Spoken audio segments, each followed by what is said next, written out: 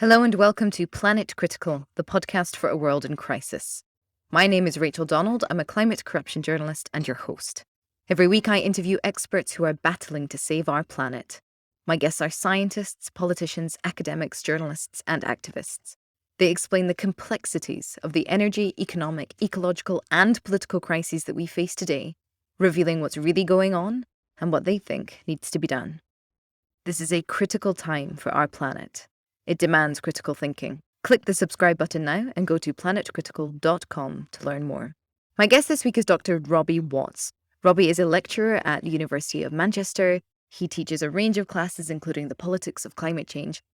And he joined me to discuss ideology, subjectivity, and how essentially the paradigm that we live in affects our ability to grasp the reality of the situation, grasp the reality of power dynamics, grasp the reality of capitalism even, and what to do about it.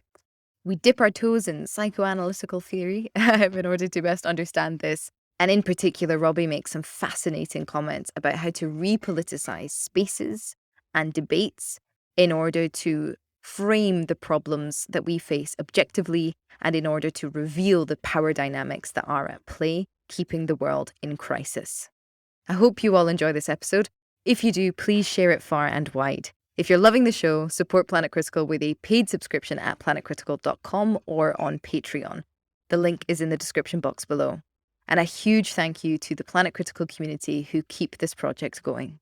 Robbie, thank you so much for joining me on Planet Critical. It is a pleasure to have you on the show. Very interested to know what we're going to discuss today. Well, thanks for having me on. It's a pleasure. So could you give a whistle-stop tour of your academic career and what you're interested in? And then we'll launch into carbon offsetting, I think. So I work at the University of Manchester. I'm a fellow Scot like you. And yeah, I did my PhD here in development studies, and I was looking at the political economy of carbon offsetting with as part of a team that was looking at the value of things like carbon and biodiversity, water, and indeed human life. So that was a really interesting project to work on, and my sort of PhD was focused on carbon offsets. And since then, I've been working in the politics department at Manchester. So yeah, I'm an early career researcher.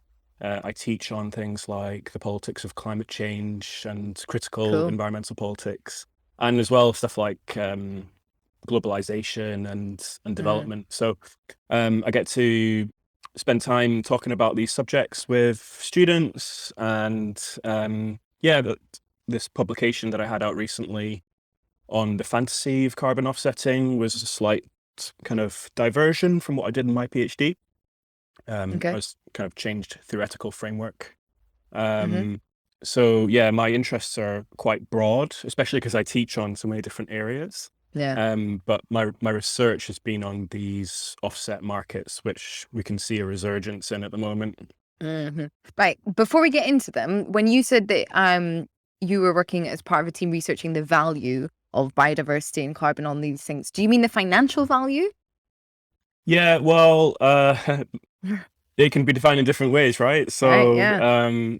Of course, like exchange value and monetary value and financial value is very prominent in today's society. That's how people are trying to value things, but and partly that's done by setting up markets for things like carbon credits and emissions permits, biodiversity offsets, and so forth.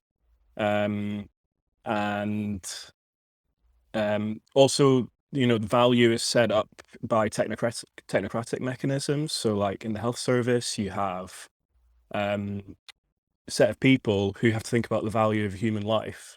Yeah. And it comes back to monetary value and value for money and stuff like that to some extent. But of course, this conflicts with lots of other understandings of value. So more normative, moral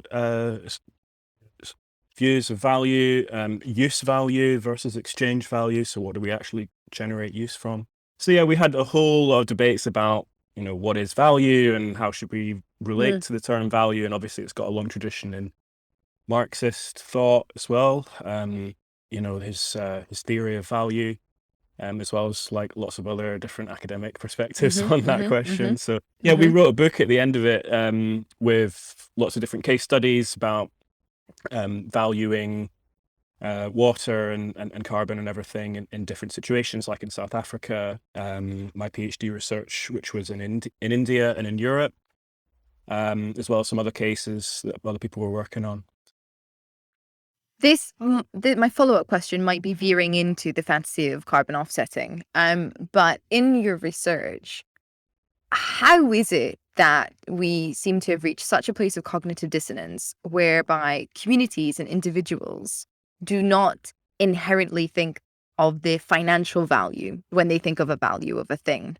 If they were to imagine what a thing means to them or how much value a thing has to them, it is very unlikely, unless it was an object, a useful object that they purchased for a certain value, that they will immediately go to monetary terms. Mm. And yet, the market is demanding that we use monetary terms to think about the most precious and valuable things, like such as biodiversity and such as water.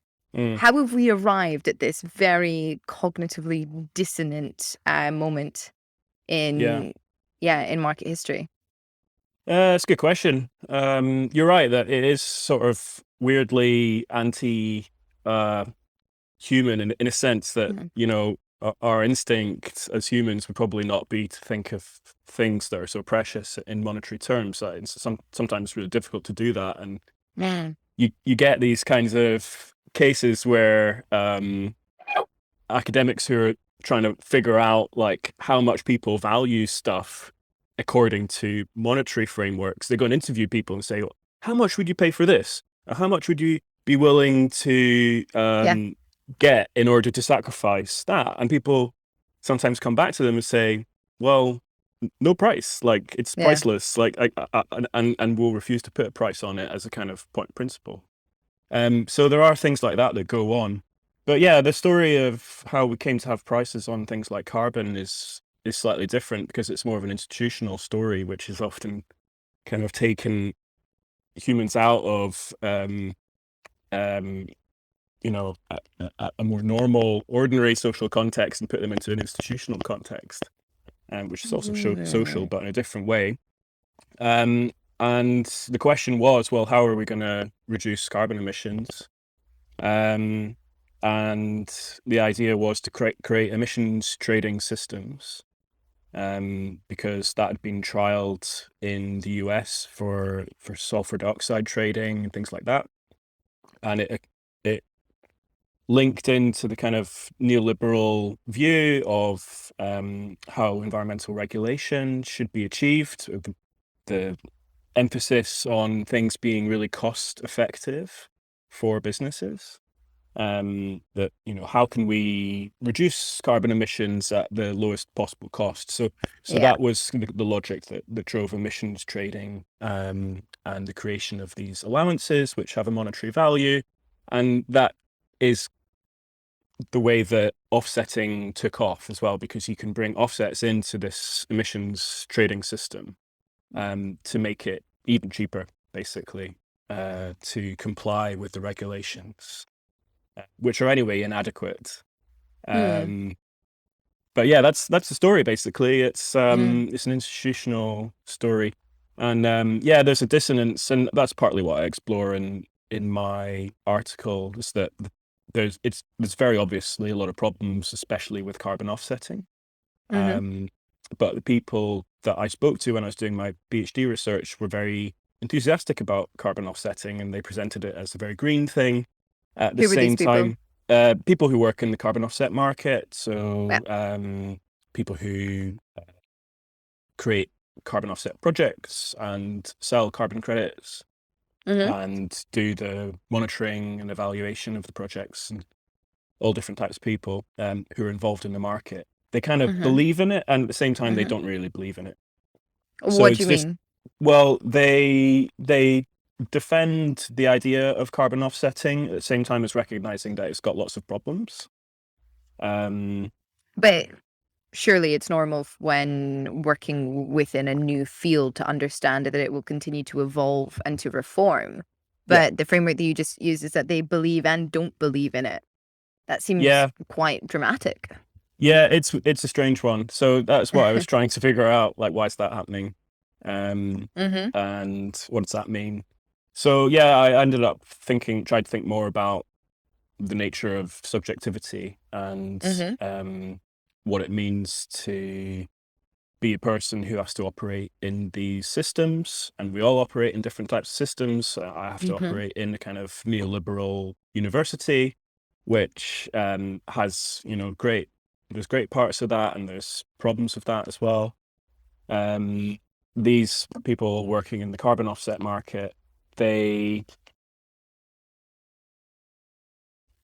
basically sort of treading this line between spending their working days doing something because they think it is important for the future of the planet, but um, ultimately, I think it's a system that's not working very well, and there are very well-known critiques of it. So it's Mm-hmm. how do they balance that sort of the enthusiasm that they have for trying to save the world in a little way with carbon Mm-hmm. offsetting versus the kind of appearance of these systems not working as they Mm-hmm. say they are.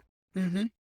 This seems to me like such an important question for another reason, which would be that we need to be able to recruit essentially anybody that is genuinely interested in the health of the planet and health of other people.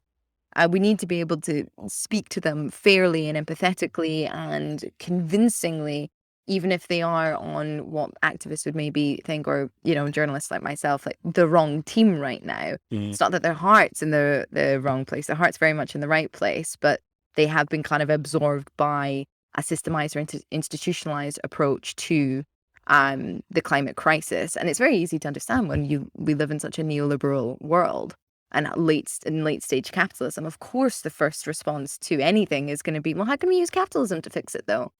And most people don't have the time to think about whether or not that would be right in the first place. They're just trying to mm, do the right thing with the options available to them. yeah. So let's get into the subjectivity. Can you present your argument about the fantasy of it?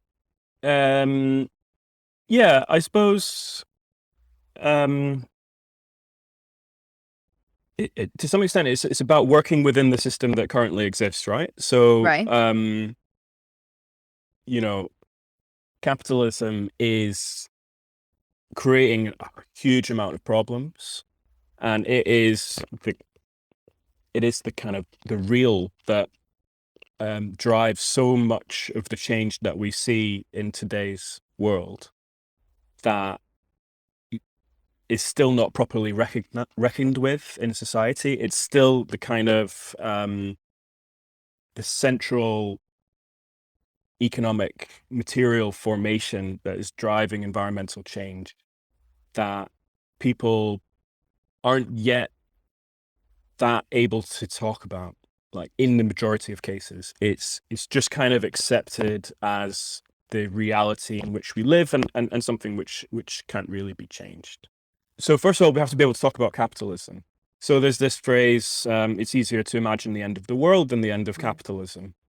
And I think that's very true, and it leads us to think very much in the order of what's possible at the moment rather than what's possible Yeah. in a broader sense, which is going to be necessary. Mm-hmm. In the more narrow case of carbon offsetting, what I found was that the people involved kind of submit to forms of authority. So this is part of the facet of ideology. So capitalism has its ideology, right? It's a Mm-hmm. capitalist ideology that helps to support it, Mm-hmm. which helps to make it a social system that continues for a long time. And obviously it's not purely ideological, like it also relies on state power, it relies on um, discipline, but it also has this ideological component, and it's not purely a discursive thing, but it also affects the way that we as humans are in our subjectivity, and the way we relate to people and relate to ideas and so forth. So Could you extrapolate that discursive component just a little bit for listeners? Yeah, What do you mean by that? so we have discourse, our language, and symbolic systems, which we use all the time. This is discourse right now. Um, and that includes everything from what we see in the media and social media and advertising and all sorts. But we want to think of ideology not just as the discourse, but as the way that it interpolates us, the way it affects us, and the way that we are basically produced through ideology. So that's the bit which I turn to sort of psychoanalytic ideology critique for, because it has its roots in Freud and other thinkers like Jacques Lacan. And they have very complicated but really interesting theories about, the human and subjectivity and consciousness and unconsciousness, and human drives and things like desire and enjoyment and all these things that make us human, right?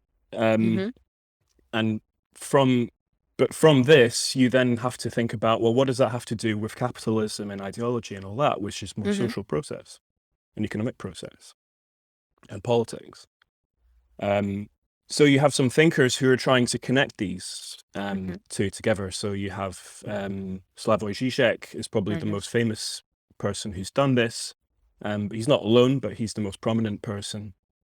And he says that that the real, which troubles society and which troubles the individual, is capital. The real of our times is capital.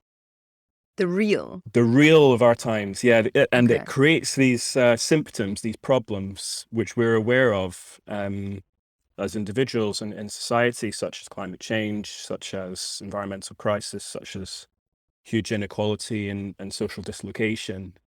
But we are unable to properly reckon with it. For ideological reasons, and that this has massive effects on our subjectivity.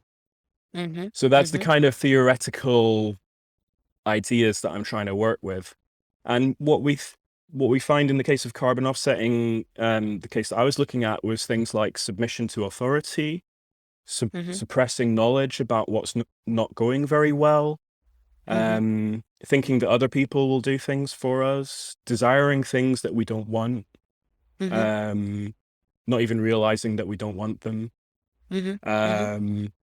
So,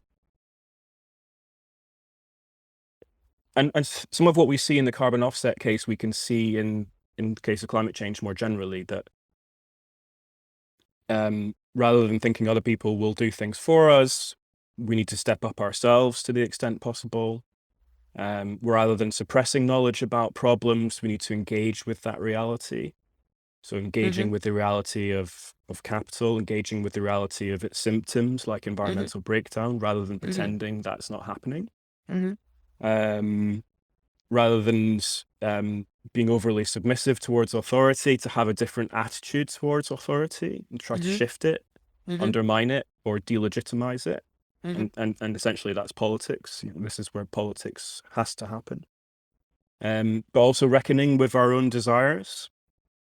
So that means there's a little bit of a danger with the psychoanalytic approach, that it can become quite individualistic. You think about the individual who goes to the therapist and is in the clinic, and it's a very privileged thing as well, because it tends to cost, and it's not on the NHS, that type of therapy. But yes, it's the aim really is to think about how the individual, you or I or people watching it, gets bound up with these collective structures, and then the importance of a systemic collective change, as well as change in our own lives in relation to the people and things that are more immediately surrounding us. So at the end, I want to kind of get us to a point where we traverse fantasy. It's the idea that we're locked in some sort of fantasy condition.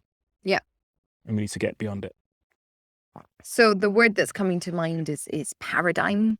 And I think it's such an interesting discussion because there seems to be, again, another kind of cognitive dissonance, even for people that are really, really in this psychoanalytical kind of field, that there is an element of understanding that because of the institutionalized and systemized networks that we are born into and that we are part of and that impact us, our subjectivity is not going to be some kind of purest replication of like one's individual nature. Like we are very much, in a sense, product of our environments. That's why it's easier to imagine the end of the world than it is to imagine the end of capitalism. And yet still, I think this is such an interesting conversation right now for even, the fact that we're going through the Tory leadership campaign.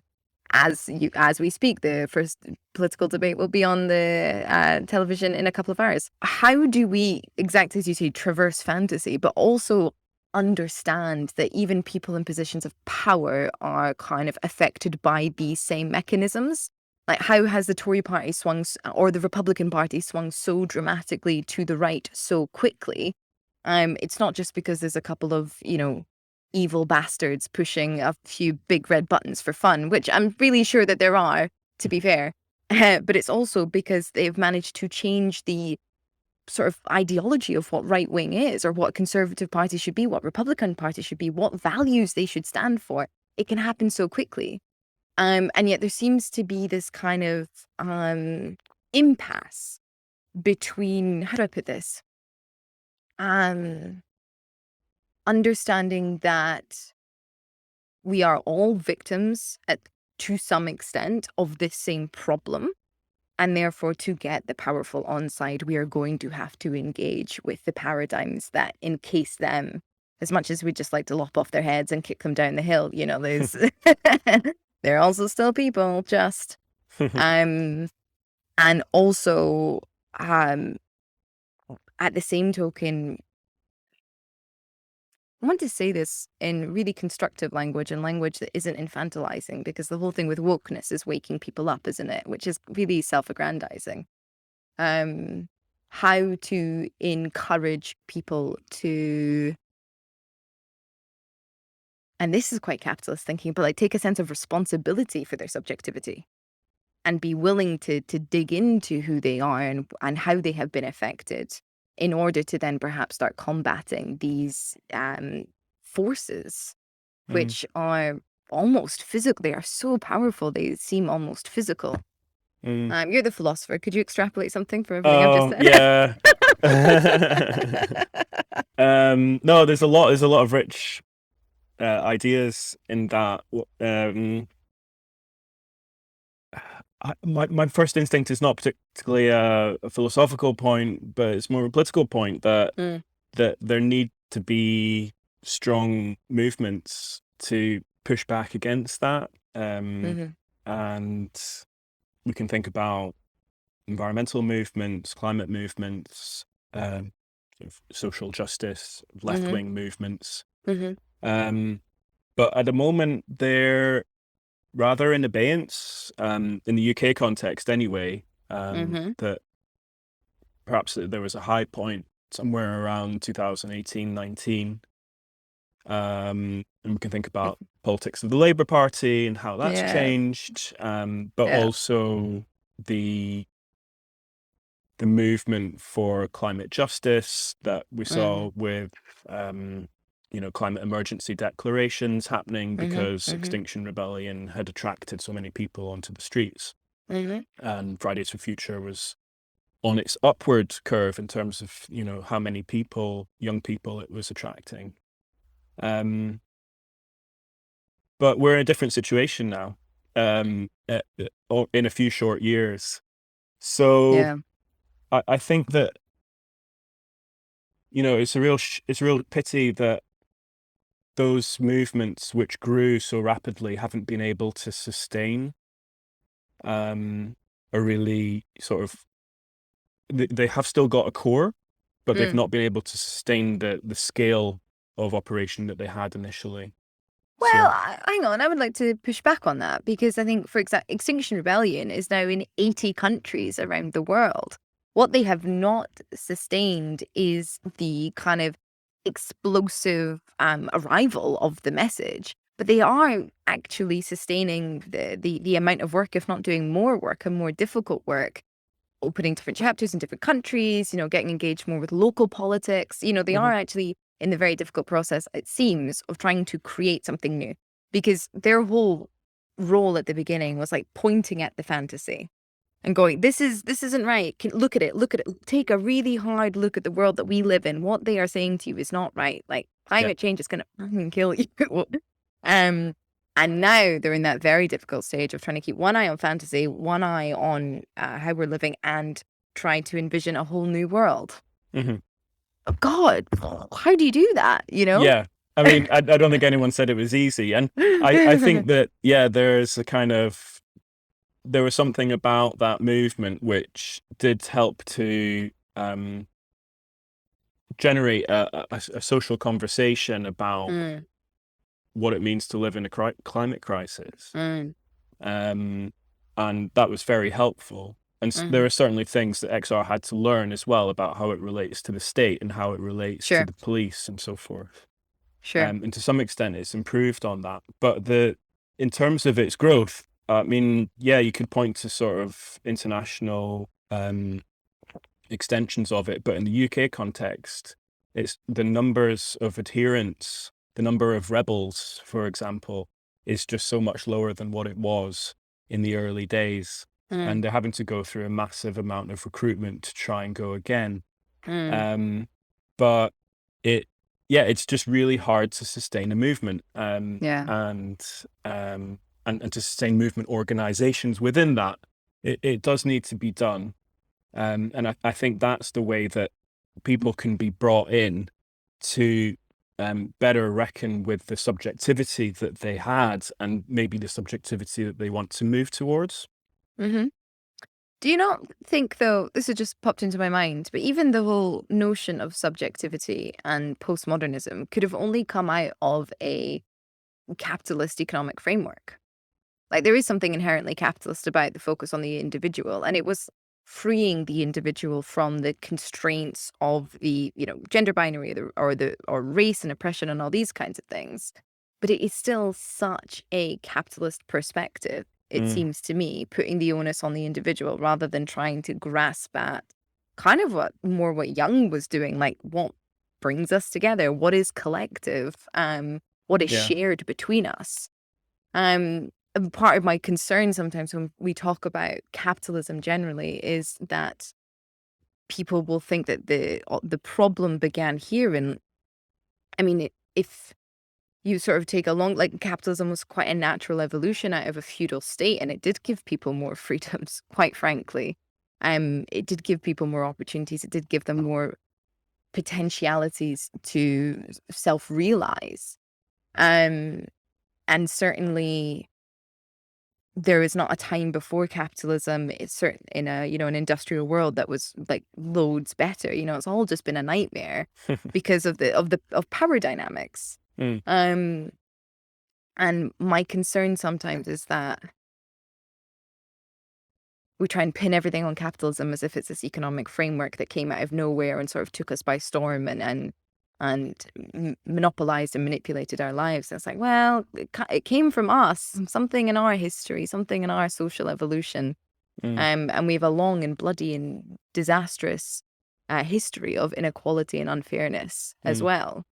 Um, so given this kind of increasingly like siloed perspective in psychoanalysis and in economics and in just about bloody everything, how do you see us traversing that fantasy? Is there going to be a necessary understanding of the collective? And how do we look to theory to build that understanding? mm. Yeah, great question. Um, you know, the individualizing aspects of capitalism. Yeah, I totally get that. And um, there's this idea of Homo economicus, Yeah. rational economic man. Yeah, that supposedly just responds to incentives and is complete myth, right? But Yeah. it is the thing that holds together economic thought, which is you know an ideological construct in itself, Yeah. sort of neoclassical economics and markets and everything like that. Um, but there's also this the social aspect to capitalism as well, which is often disavowed. Like it's disavowed by the economics tradition unless you talk about certain branches of economics which take it more seriously. Social reproduction. So the fact that capitalism can't survive without the social reproduction of the species, of the human species, because it has to extract labor power, right? So where does it get Yeah. the labor power? Through Yeah. reproduction, and it does this through the family primarily, but it could do it in other ways. So it relies on care work, right? So and often pays this care work very low. So Can I, sorry, so this is can all I, gendered. I Go on, need to interrupt you. interrupt. Yeah, go for Yeah, it, go on. please. I need to interrupt because like capitalism, we're using the term it, and it's like, I think we need to be more precise. Capitalism is not a thing in and of itself. Like we do understand that capitalism has like self-producing capabilities in a sense, but it is a system that is engendered by people. And sometimes I fear the more that we talk about these economic like paradigms or social paradigms or anything else, which do exist and do influence and impact everybody, but we are also taking one eye off of the powerful who are the ones who benefit from these kinds of systems and who are the ones investing huge amounts of money and influence in maintaining these Mm. inequalities and in maintaining these paradigms. Yeah. So when we talk about capitalism, what are we talking about? Yeah, it's a process. Mm-hmm. And it's a process which is run by humans. It's run by capitalists. Mm-hmm. It's fed by workers. And it devours ecosystems and produces lots of waste and inequalities. And so I'm saying it a lot, right? But yeah, Mm. it's there. And of course, yeah, there are powerful people who benefit from it very much. And there are a lot of people who don't benefit from it much at all. In fact, they've Mm. lost out because they've been exploited. Yeah. They've been poorly paid. They've been dispossessed. Yeah. And that's not just capitalism, like you were saying. It's also, a long history of power relations in Mm-hmm. feudal periods through imperialism. So, yeah, it's like humans are a pretty crazy species, that we can be so caring and so loving and so violent and so horrible at the same time. We sort of have to reckon with that. Mm-hmm. Right. Okay. So But yeah, I think you're asking about how to try and traverse the fantasy, and I wish I had a better answer to that, but I don't right now. Maybe you've got another question which I can answer better. well, to be honest, I would be interested to know what direction philosophical and psychoanalytical theory is actually taking in response to the climate crisis. Um, I remember pitching something a very long time ago, a thesis to a very famous professor of philosophy, and the sort of baseline of my theory was the self-other paradigm, and the response I got was, "We don't use that anymore." Um, so I didn't realize philosophy updated itself so quickly at the time, because I'm pretty sure she had used that exact framing in her class the year before. So I would be very interested to know, like, how is the field responding to the crisis that we're in, and what direction is it taking for its research? um, yeah, that's also a good question. So Thanks, full of them. yeah, well, I guess you're in the right chair there, aren't you?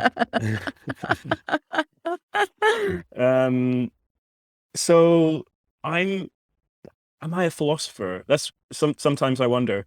Um, I don't work in the philosophy department, but I think Mm, about theory and I think about academic ideas. So in some senses, I'm doing philosophy, and then I'm reading philosophers, listening to them.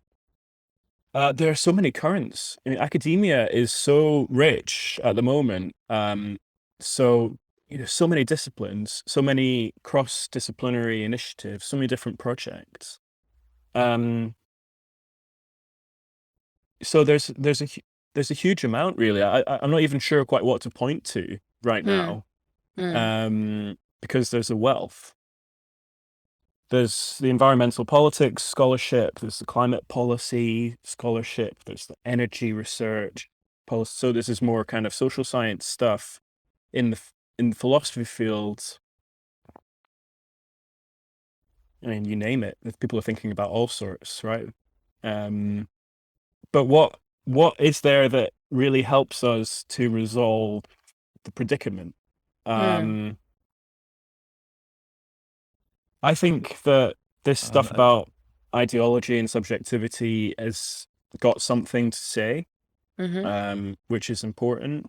Mm-hmm. Um, and I hope that this field grows to some extent. I have my concerns about it as well. What are your That concerns? that it becomes very jargonistic Mm-hmm. and speaking inwardly to Mm-hmm. itself. Mm-hmm. I mean, it was very difficult to write this paper in a way that I thought people would be able to understand Mm-hmm. because of the amount of jargon that's involved, that I had Mm-hmm. to try and make sense of myself and then be able to try and make sense of it to other people. Mm-hmm. Um, but yeah, we need to go beyond this kind of really abstract way of talking, which is very common in philosophy. I think it's really Yeah. important that you use long words where necessary and so forth. But I mean, I'm saying we should think about Jacques Lacan's ideas, and he spoke and wrote in a way which was like almost deliberately unintelligible. So there's a bit Yeah. of a Yeah. Yeah. Yeah. contradiction Yeah. there. I'm trying to say Yeah. like we need to reach out um and meet the public where they are. At the same time, I'm starting to look to these really complicated ideas. So I think Yeah. that's a tension that we've got to live with. Yeah, I think people just need to do a little bit better, frankly. It's like a kind of hangover from German, except we're not German. Because obviously they have the language where you just add things endlessly to the end of a word and it all kind of makes sense to them. And it seems like Anglophone philosophers just kind of thought that they could do the same thing, really, just like Mm. make really, really, really long words that make sense. It's like, nah, do better. If we have a flexible language with, a huge amount of space and nuance, do better. To me, it seems so much like in a bid to maintain the ivory tower and to maintain Right, relevance. right. If you're writing ideas that are unintelligible to the general public, you must really deserve your PhD. It's like, no, you don't. I want to take it away from you. Indeed, indeed. Yeah, I mean, I don't want to say that we all have to write in super simple sentences and never use passive voice and be really strict about it, because that's constraining, and we need to have, different ways of articulating ourselves.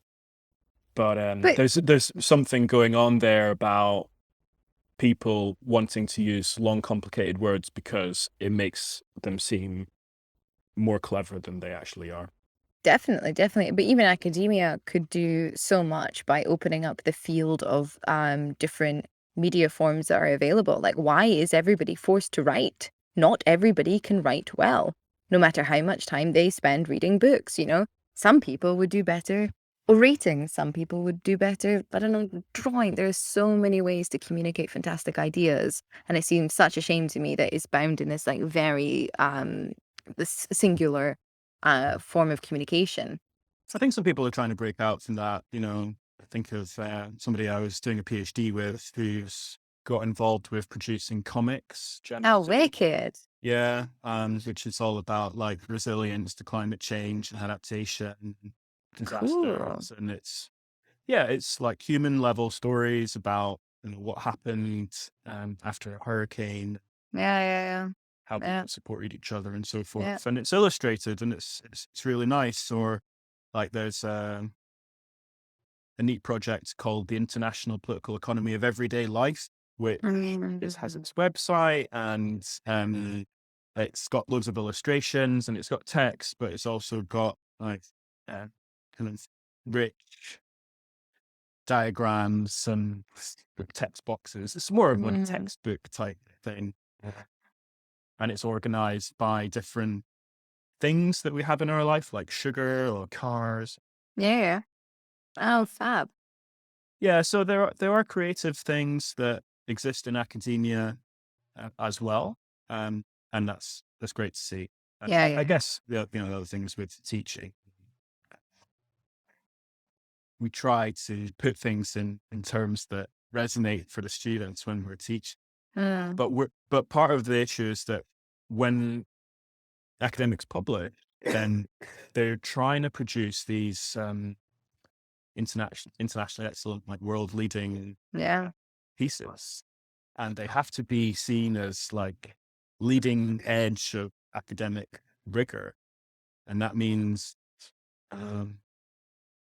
doing some things that might not actually help that much for public understanding or social improvement, because the emphasis is on getting into the top journals, trying to be behind paywall, following the norms that they set. Yeah. You want to talk about capitalism? Let's talk about, academia or academic publishing in particular. It is an absolute nightmare. And it seems like the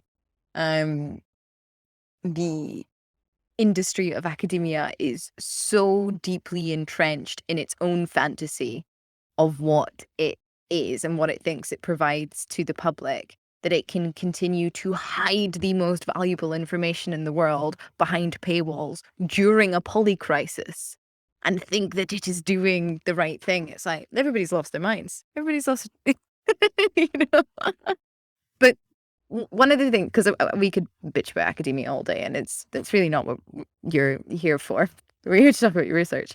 One of the things that I do want to touch on again is like coming back to the ideology thing, because a lot of what my guests say on the show is that we have a problem of values and we need to create a new value system for the world. Now, when you kind of get into the trenches of what that could mean, people often talk about how you can create a new ideology, and that's how you can kind of sell values, and you can do it really, really quickly. And there's a sense of, riffing on what religion has been really good at throughout human history, changing cultures rapidly. Now, there are obviously huge, dangerous implications to weaponizing ideology. And rather than getting into the weeds of whether or not this is the right time to do it because we are running out of time, what are some of the ways that we can keep an eye on fantasy and keep an eye on what is ideological and what we are maintaining as ideological for a purpose, and then how we are using that to impact reality? Like, is it actually possible for human beings to maintain their own subjectivity or experience their own subjectivity whilst keeping one eye on sort of the collective objectivity, and navigate that liminal space? Yeah, I think it is possible. It's there is contestation. It's not like all resistance is gone from the system. Like, there is clearly lots of resistance in lots of different places, and we shouldn't forget it. So it comes back to politicization. But I find that interesting that there's a kind of emphasis on values and values change, because I sort of agree that is necessary. But to me, it reads a little bit depoliticized. The sort of thing that we might change through education. And this is what people who don't want to talk about politics too much always come back to, because we can all agree that education's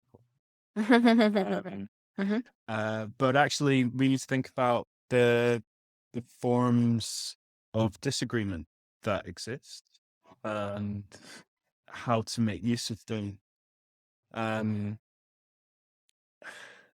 Could you keep going on that? What do you mean? What you see in a lot of policymaking circles at different levels is this view that people are working together collaboratively to resolve problems. So here in Manchester, we have targets for dealing with climate change. and the council and the combined authority, the mayor's office, and business and universities are all going to come together, and they're all going to kind of agree a package and work in partnership. It's the idea, right? But that just suggests that there's no politics. There is no power relations between these institutions, Decent. and interests and preferences. Mm-hmm.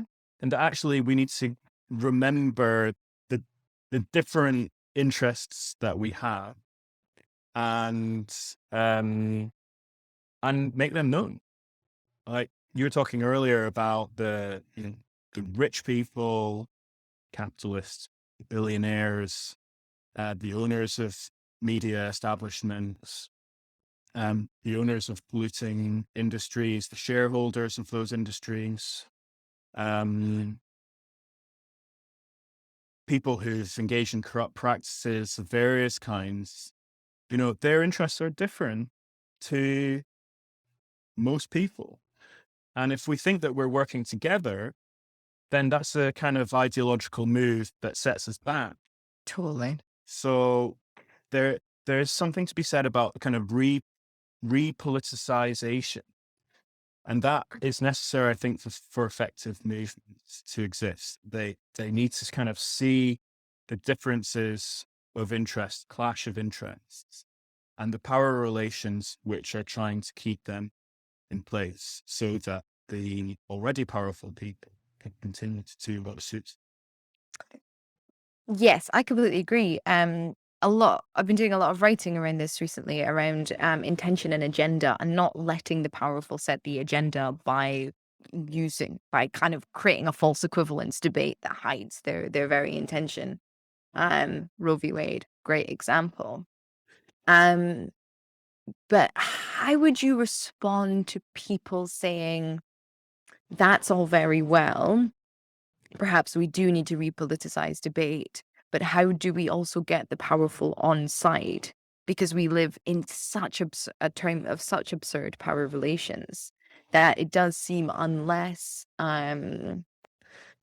we go full French, which is not going to happen, we need to be able to convince those that have power to either, and this sounds naive, but either give it up or to redistribute some of it, or whatever. Like how do we do that in a way that isn't pretending that going to the polls every 5 years and casting a vote is some way of exercising that kind of democratic opinion?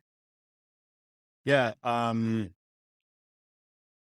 And there's a lack of time, right? So this is where it's very difficult. Like part of the idea that you're still seeing in the discourse of people like Extinction Rebellion is that if you just get enough people on the streets, and everyone sits down, decides not to move, and the police will be overwhelmed, the courts will be overwhelmed, and then we'll have like this revolution. But that's a kind of a weird idea, because then what? So there needs to be more than just mass mobilization and one day where everyone sits down in the street. There has to be effective movements that are able to engage with political structures at various levels, call them out on their greenwash shit or lies, and say, actually, we want you to do this and that and the other thing. Why isn't it happening? And you promised this and it's not being delivered. And that needs to happen at local levels and at national levels, and there should be international solidarity. But we are so far from that. And but I mean, that's what's frustrating, is that that's what we need, and we kind of know that. We need those really effective movements, but they're not there. But also, why? I mean, I've got two things coming to mind. The first would be the only person I've seen on like television, on news channels recently, that completely destroyed the fantasy is Mick Lynch. the RMT union boss, just like refusing to let these Tory MPs set the agenda or control the narrative. Yeah. So that's fantastic, and I'm very excited to see actually how powerful his strategy is, because I think it might be actually one of the only ways that we can engage in such a sort of privileged nation as the United Kingdom, because in other nations, you know, where the government is more fragile, perhaps more authoritarian, but also more fragile, people are just striking. I mean, look what happened in Sri Lanka. They just overran that fucker's house, just like, no, we've had enough. And there's this interesting tension between the freedom and having little to lose in that situation, and then the chains of having so much to lose in a nation like the United Kingdom. We seem to be going off of a cliff, and some of the most empowered people in the world to actually do something about it. And yet, like, oh, this is a very different tangent, but what is it going to take? Yeah. Well, Mick Lynch, he's a guy who's come up through the ranks of the union. That he doesn't just purely exist as an individual. As Mick Lynch, he's part of the union structure, and that has to be built and maintained and defended. And it's very difficult to do that. Talk about anti-union legislation in the UK, for example.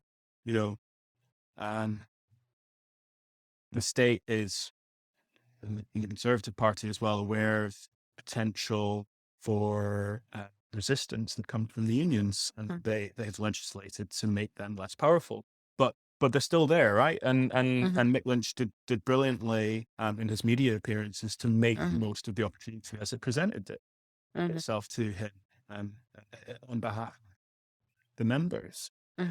And that's great. I mean, I haven't followed this Franklin case so closely, but clearly there's a massive breakdown in all sorts of ways in what's happening in Sri Lanka. Yeah, obviously, if people get together and they're angry enough about the fact that they're struggling to survive, and that is not just happening in Sri Lanka, it's happening in lots of different places, including in the UK. There's homelessness, there's lack of access to healthcare is starting to become a problem. People are going to get angry. But I think it's a matter of time, really, that until we get more effective movements to channel that anger. But those who seek to build the movements will also need to be cognizant of the kind of resistance that they'll face in building this. It could be repression from the police, increase of police powers. Already seen that, partly in response to environmental movements, like Extinction Rebellion and others, or a whole host of ways like anti-trade union legislation. So Propaganda. Propaganda, precisely. So it's a contested field, but see it and recognize it and try and deal with it, rather than pretending that everyone's working together and that we all hate carbon emissions and we're all trying to reduce, because actually that's not really what's happening. Very interesting note, I think, to end on. Keep your eye on your enemy. That is how I'm going to paraphrase that. Robbie, thank you so much for your time. It was great speaking with you. My final question would be, who would you like to platform? Difficult one, because there's so many good people that I've come across recently. But I'll go with the academic theme. Like to platform my former colleague, Jaffe Wilson, who is, he was an academic in politics. I worked with him teaching, and he got me into all this stuff about ideology critique. He's done some brilliant research in lots of different places, including Latin America. Yeah, it's got tales to tell. I'd also like to platform Shan Sullivan. Sharon Sullivan. Shan, SIAN, Shan Sullivan. She's a professor of conservation and society, the way that we value nature and the problems of sort of biodiversity, offsetting, things like that. Wicked. Thank you so much. And thank you for joining me on Planet Critical. Thank you very much for having me on. Been a pleasure. If you want to learn more about Robbie's work, check out the links in the description box below.